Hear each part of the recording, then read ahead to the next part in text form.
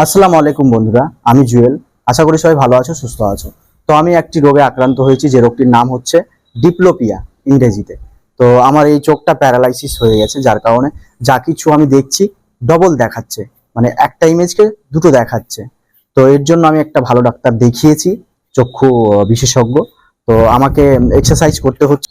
এটি যে আমার হাতে দেখছো তোমরা, এই যে গোল গোল ডট বানানো হয়েছে এ সাইডে আর এ সাইডে, মানে দু সাইডে গোল গোল করে দুটো, সরি, দু সাইডেই ডট বানানো হয়েছে।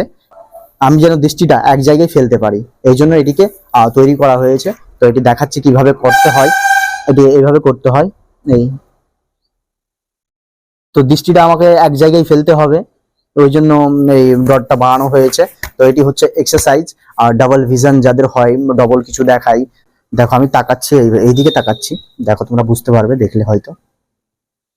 তারপর এইদিকে তাকাচ্ছি, এইদিকে মাশাল্লাহ অনেকটাই কমেছে আগের থেকে।